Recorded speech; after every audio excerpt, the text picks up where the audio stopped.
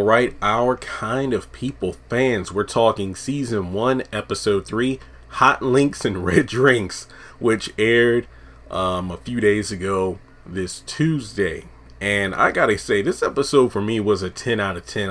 I feel like this show gets better with each episode. I loved it. So, before moving forward, make sure you take a moment to hit the thumbs up button to show you like the video. Hit subscribe as we reach, hopefully the milestone of 200,000 subscribers by the end of the year.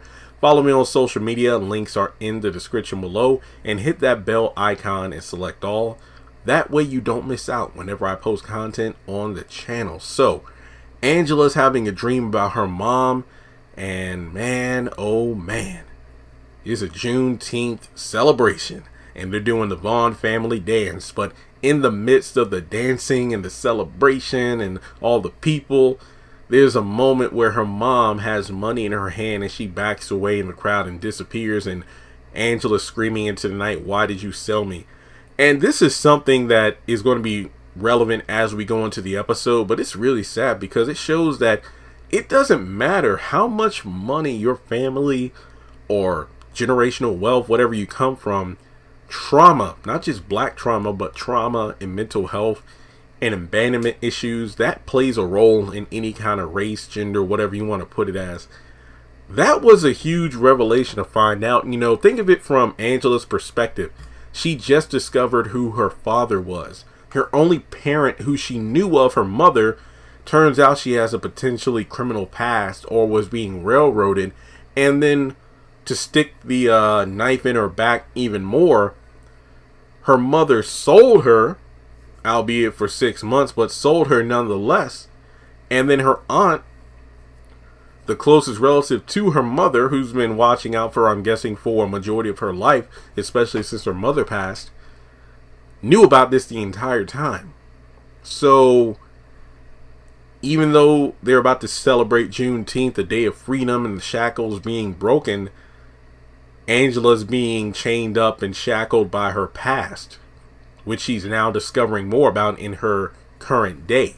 So now we move on. It looks like everybody's getting ready for the big event. Aunt Piggy. Yes, I think I said Peggy a lot in my episode 2 review.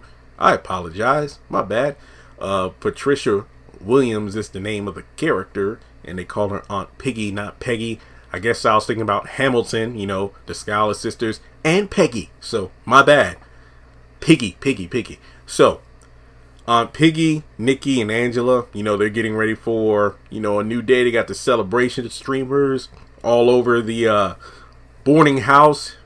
Nikki and Angela, are doing the dancing. And I don't know, this Vaughn family dance looks pretty cool. That's all I'm saying.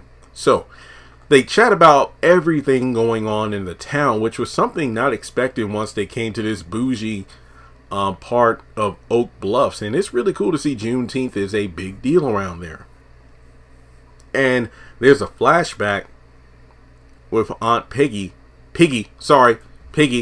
and we don't know the full events of what occurred at the cliffhanger ending of the last episode, but it's the fact that, Teddy wasn't nervous, and later on in the episode, we pretty much get the gist of what was discussed when she had him at gunpoint. So, we see Angela taking red nail polish, I believe, coloring the bottom of her heels to portray red bottom heels as she prepares for the meeting she has at Franklin's Holding in order to secure a part in the incubator program. So, Nikki is looking for the old Juneteenth decorations her and her grandmother put together back in the day. And when she gets on her phone, it apparently shows a video of the fight she got into about a year ago. And it's not being received well. A lot of comments talking about, somebody needs to get her. Where's her mom? And she freaks out and cuts the phone off. So, after that, we go over to Lauren and Raymond, who go, get back at home, and Lauren's out of jail, or holding, if you will. And they discuss the situation with Taylor. And she reveals how she likes girls, and it's interesting how Raymond is far more accepting of Lauren than her mother is. So We go over to her mother, who's ignoring phone calls from Jack given the events of last night. So, yeah, Raymond's business partner is cheating. Well, excuse me, having an affair with his wife. Go figure. Quincy's out there chilling too, listen to some music, and Lauren and Raymond get up to the area where the preparations are being made, and Leah takes a moment to pretty much, explain the importance of Juneteenth and, the current generation, the older generation passing down to the younger, and it seemed like, a transformation and whatnot. She's really implying more so of, Lauren, we got to get this, gayness out of you kind of thing. She really didn't say that, but she was just forcing the perfection image of the DuPont and Franklin family on her daughter, and her brother and father take over, like, hey, let's get you inside, get you changed and whatnot. And it's funny because Raymond mentions the Angela meeting, and Leah's like, oh, I wouldn't have done that. Well, it's a good thing I did. So some shade thrown there. And we go over to Tyrique installing security features over at the boarding house and invites Angela to a little Juneteenth, as Angela put it, red cups and hot links event later today around 7 p.m. as she heads out to the meeting. And, Angela is pretty much, doing her thing, but unfortunately, it doesn't seem like the room is really buying what she's selling, specifically Leah. It's not that she gave a bad presentation, it's just the fact that, Leah throwing shade as always, is, saying that maybe you need to change the bottle and packaging of Eve's crown and, aim for a bigger clientele, more upper class. But the thing about it is, for as ghetto and I guess you could say mediocre of a product that Leah is trying to make it seem, it's funny because we're only 3 episodes in, but you got Leah finding Eve's crown all over the island at the Essence photo shoot, at her mother's retirement facility, and the list goes on. And I mean, Angela's clapback is, well, all those little ghetto flea markets and whatnot generate, $30 million plus a year. So I don't know what you're talking about. So I can relate to her because of the fact that later on she goes live and pretty much asks her followers if it's time for a change. And you got some people saying, yeah, spice it up. Remember, I'm just now doing the same thing on the channel with the name change and whatnot, and I get it. I mean, her mom's face is on a bottle, and she doesn't want to conform in order to sell to the masses, but sometimes compromise is good. It's not being a sellout, it's just realizing that sometimes I need to tweak things just a little bit in order to reach out to an audience I may not have been able to if I stayed where I was before. So as they're getting out of the meeting, it's funny because Raymond, he's looking, at Leah throwing shade the entire time, like this is ridiculous. And it's like he says later on, Angela is hungry. She just needs to be pointed in the right direction. And Eve's crown could definitely be a contender in the incubator program. So as they're leaving the meeting, Leah meets Angela in the parking lot and tries to pacify the situation. Just so you know, I'm that hard on all the potential incubator candidates, so don't think I'm trying to signal you out. Just one sister trying to help another. And as she's singing "Oh Freedom," Leah is in her car looking at Angela as she's keying her car as she walks by. So Teddy and Raymond have a little talk, but it doesn't go so well for Raymond. Teddy just makes it clear daughters tend to go after men or marry or date men reminding them of their father, and you are nothing like me, son. The way you approach me and whatnot, the way you asked for your company back, that's not my style. You're not getting Darman back. And it's the fact that Darman was going down, but Raymond was the one that kept it afloat, made things look good by the last quarter, so Darman doesn't go belly up. But unfortunately for him, Teddy makes it clear he has no intention of giving up the company to another man or, a woman in the case of his daughter. That's why he didn't retire. And then on top of that, Darman is not going back to Teddy. And, Raymond. And Raymond's like, the thing about us pretty boys, we might look weak, but we carry a strong king. And then, he's pretty much, shown the door. But that leads into the trailer breakdown, which I will post right after this video. Oh, also during Angela's live stream, Leah was watching it too. Just remember that detail. So Leah goes to the retirement place to look after her mother. I don't know if it's a retirement home or a place for people to be committed, given events we see later on. But Leah sees her mom, who's under medication because apparently she's been hiding her meds, so she hasn't been taking them on the regular to get better. And she talks about the big, Juneteenth event and how much she knows it meant to her mother back in the day. And we have a tragic flashback, of a younger, what's her name? Rosa? A younger Leah and her mom, and she's having somewhat of a nervous breakdown, because the roses aren't the right color. She's trying to get the words of the speech together. And, Leah notices what's wrong with her hands. And then her dad comes in with a couple of guys who inject her with something and take her away. And she pretty much, Leah looks shocked. And Teddy gets down on one knee and just tells her, don't tell anybody what you just saw.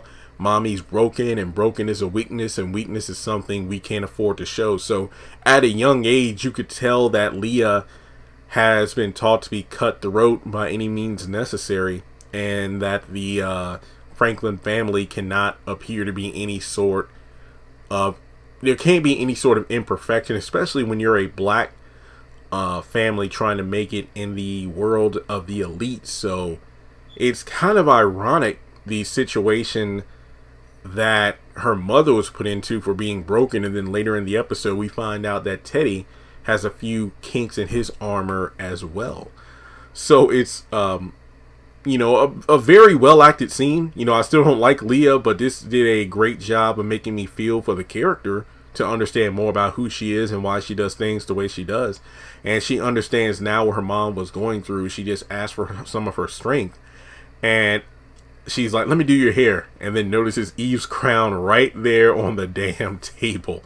And it's funny because a product showing the face or depicting the face of the woman that her father had a bastard child with is being used on her mother's hair. So she goes over to Angela's and offers a check for her to just essentially disappear and leave forever. And again, a very good scene, well acted by Angela, saying that I'm not going to be sold off again. Just the fact that she cuts herself for scissors. Like, I thought the scissors were, obviously to cut up the check, but she cut herself to put blood on it so Leah could go get a test if she didn't believe it, because she's like, oh, you little flimsy paternity test. Like, nope, it's 100% real.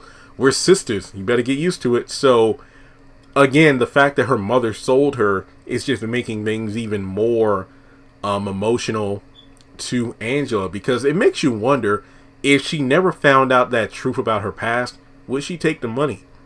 You never know.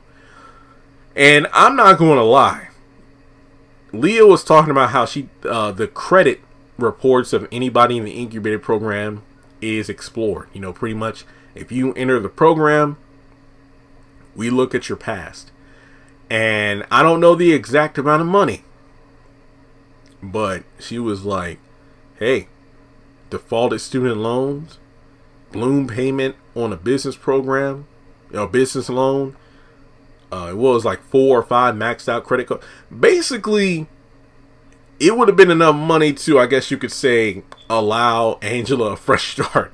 I'm not going to sit up here and lie. I would be tempted. And me, pay all student loan debt. That's really the only debt I have, honestly. Get a house and I'll be good. But given that she knows her true parentage, she knows that she could potentially get a lot more. I don't think it's about that, though. I don't think it's about the money.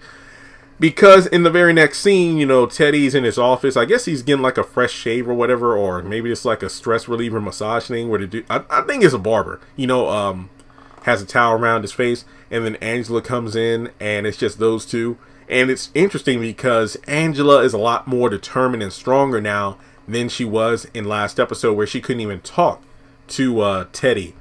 But in this case, the tears welling up. And this episode was just filled with one emotional scene after another. And she wants answers. Teddy makes it clear, I didn't send Leah.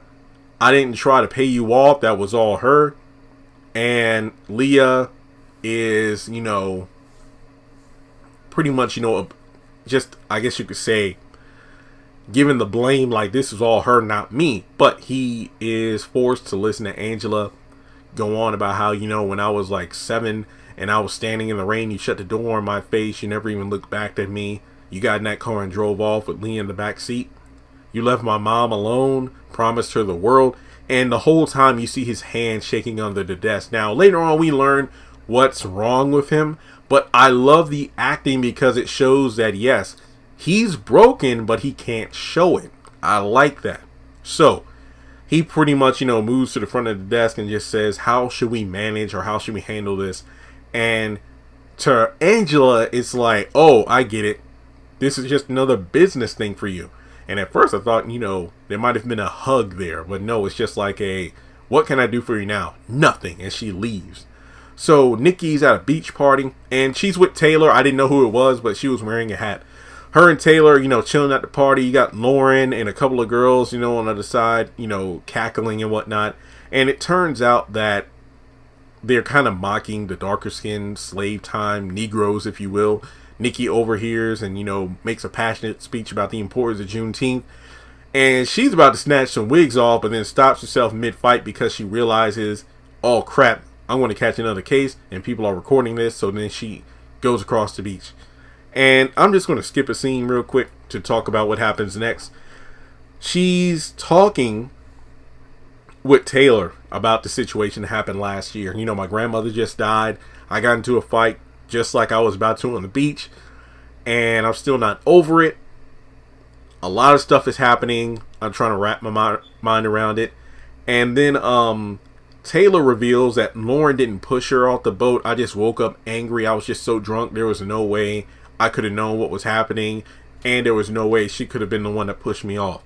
And Nikki encourages her to tell the truth, given the fact that it's not too late. And I didn't know what was being handed to her at the moment, but it looks like Taylor was handing her like a hookah or smoke or a vape pen, basically something to get high off of, which honestly, with all the times we used to see this in Sisters, I should have known what it was.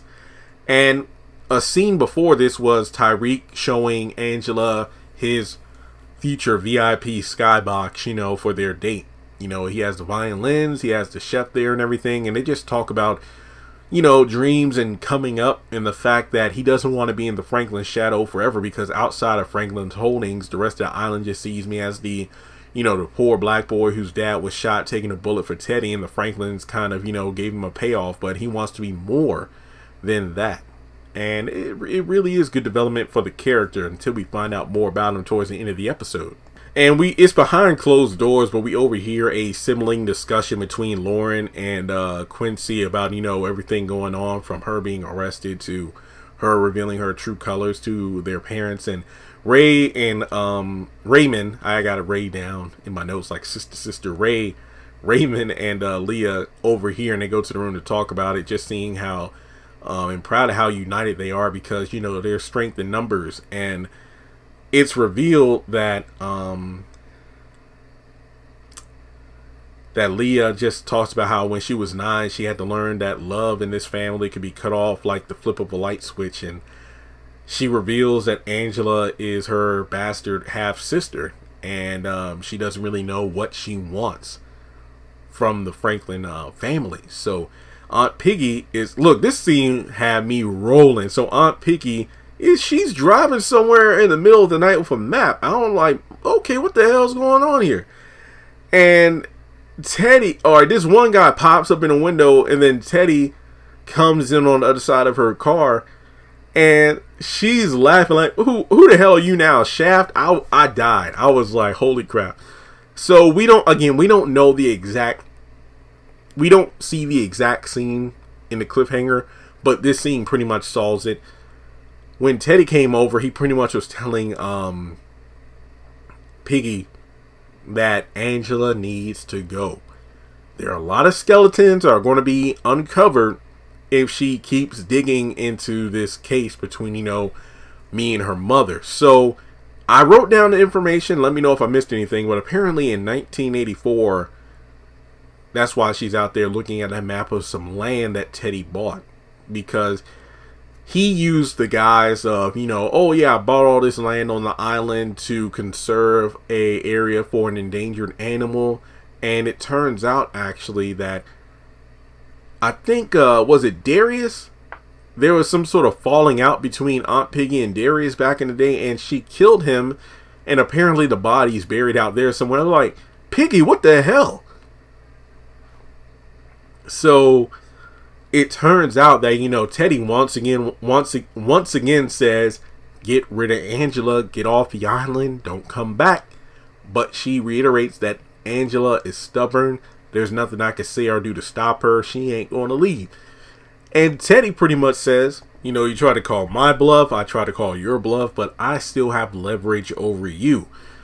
Probably in regards to covering up this murder, but, if he wants to drop dime on her, he could do it at any time he wants to. So, Aunt Piggy, I don't know. She's on thin ice, but it makes me wonder what happened in the past even more. Because Aunt Piggy, what the hell was going on? Alright, so, that could be in relation to the trouble she got into, so that $50,000 that, Eve got, or Evelyn got from, the woman who bought Angela, probably got used towards that.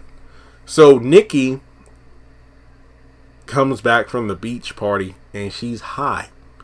And Angela notices it, and she takes her phone and puts a tracking app in it and takes social media off.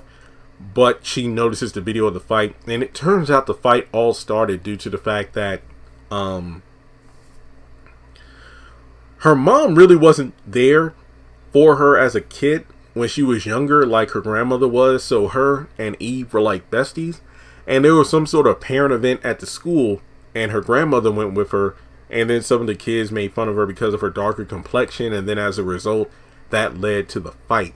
And, she misses her mom. So her and, Angela and Piggy have a conversation about it. And it's like, wow, I was working hard to provide for her. But then it turns out I was neglecting her without knowing it. And as a result, I missed a few big things in her life. Mainly in regards to the fights and why she did it. I'm thinking that she was just lashing out, but it was far more to it than that than I thought. And Piggy reassures her to work harder in order to secure the future, but work smarter though. Not harder, but smarter. And she needs to come up with a dress for the Juneteenth event because she's going to sneak into the event and talk with Teddy because that's her direct line to the incubator program. So this is pretty good. We go to the event, everybody looks great, and Angela just sachets her way into the event, and she has a one-on-one with Teddy by the lake, pretty much saying, you know what, I said there was nothing that you could do for me, but now I thought about it, I know what I want, and I want a ticket into the incubator program, pretty much to help her business to succeed.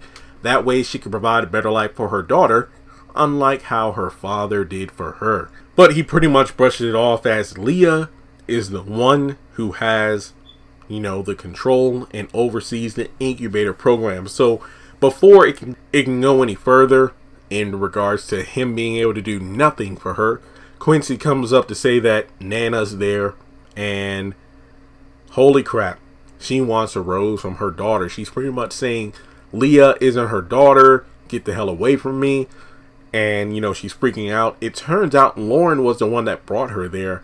And I don't think we ever really discovered how or why Lauren brought her grandma there. I don't really know, but either way, she looks over and says that Angela is her daughter. And of course, Leah is flustered by this. She tries to blame Angela for everything. It's like, look, I don't know why she thinks she's, I'm you or what. I don't know what's going on at all. But then it gets to the point where she falls over and knocks over a table, and Leah lets her emotions get the better of her, which at the end of episode 2, notice that when, Teddy tells her to control her emotions in order to handle the situation, she blows up, calls out Angela for being the bastard daughter, and everybody's in shock. So then we fast forward to the whole family by the lake, and Teddy telling Leah to handle it. Basically, he's rightfully chewing out Leah because of the fact that the gossip sites have picked up the story, video footage, it's crazy. And Raymond steps up to defend his wife, but Teddy just says, well, this is all her fault anyway, so what can we do about this? But Angela suggests, a saying that her mother shared about grabbing the bull by, the horns instead of the butt, I think. And, of course, Leah had some shade to throw her way, but she made a good point. Go up there and stand and announce ourselves as a family, because people won't sip tea if it tastes bad. So they go up on stage and Leah gives a speech about the whole, not having secrets, and how her mother loved the event and what it meant to her, and pretty much announces Angela as part of the Franklin family. And in the midst of this, Lauren is about to walk off stage, but Quincy stops her, and Angela gives a little speech about how she's been accepted into the family, and she's also in the incubator program. And the hug and the side eye she gives her sister, it was hilarious. And also, I think when Leah went to Angela's early in the episode with the check, she mentioned that she knew that Angela went to see her mother before. But when she's having a breakdown and Leah's like, why does she think you're me? Angela's like, I don't know. But, well, to be honest, she just saw and thought it was her. But in any case, Tyrique is having a sit down with Teddy. Turns out he's working for him, basically trying to keep an eye on Angela, romance her, wine and dine her. And it turns out this security that he installed also gave Teddy like a back door, so Angela wouldn't see any kind of security footage or know that Teddy was there with Aunt Piggy, and Teddy could show up and not set off any alarms. So pretty much it's like a cheat code. And Tyrique says that Angela, I don't know if she's going to be a problem. And I'm thinking, wait, is this kind of like a good-hearted thing where he's falling for her, or does he just not see the bigger picture? And Teddy's like, well, this is what I get for falling for the help. And then he's like, whoa, half my family was the help. So he says, hey, my bad, but hey, how about this? I owe you for the Angela thing. This is probably taken away from your dreams and work. So he's like, no, I don't, no, you don't need to pay me. He's like, how about this? How about I give you a meeting with upcoming meeting with the board, due to the fact that this could be a chance for you to build your dream VIP skyboxes for the stadium I'm constructing. So kind of like Angela getting the meeting with the board about the incubator program, this could be Tyrique's opportunity to step up. So a phone call comes through. Tyrique lets Teddy take it, and the doctor confirms the hand tremors are from Parkinson's disease. And I mentioned it before, my dad has it, so it's relatable, to me. And the fact that Teddy hangs up and throws the phone across the room, I don't think it's because of the fact that I've done research and whatnot, and it's not a hit on like fatal disease, but it causes noticeable changes in movement and things like that, so, and tremors. But it's a flaw. And remember, he's kind of like he wants to be the perfect black dynasty, no flaws. And it's the irony of him having his wife put away because of her being broken, and now him in his old age, some cracks are forming as well.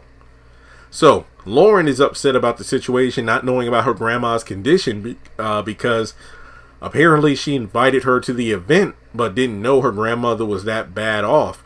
And then also, with the whole Angela thing and her grandfather being a cheater, And her trying to come to grips with who she is, as well as her mom trying to push perfection, but there's so many skeletons coming out of the closet, no pun intended.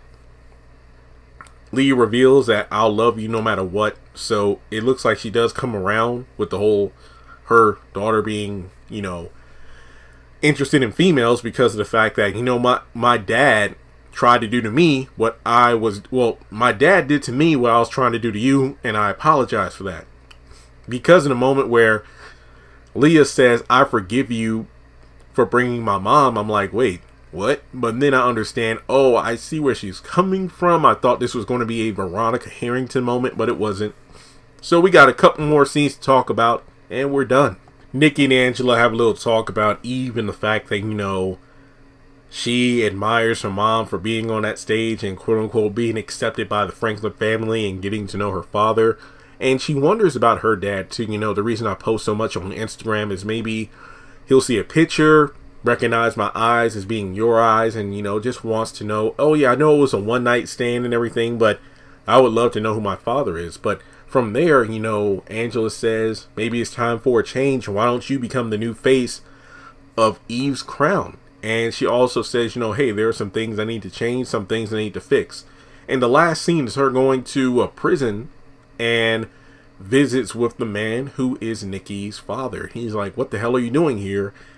And it's about time for Nikki to meet her dad. So it looks like, given the events of Juneteenth, both Leah and Angela have decided to undo the shackles from their past as well as their futures. Leah being open with her, or allowing her daughter to be who she is, to get to know herself, and Angela getting Nikki to know her father, just like she got to meet hers. So overall, a pretty solid episode. I loved it. But let me know your thoughts in the comment section below. I can't wait for episode 4 next week. And if you want to donate to the channel, feel free to do so on PayPal or Cash App.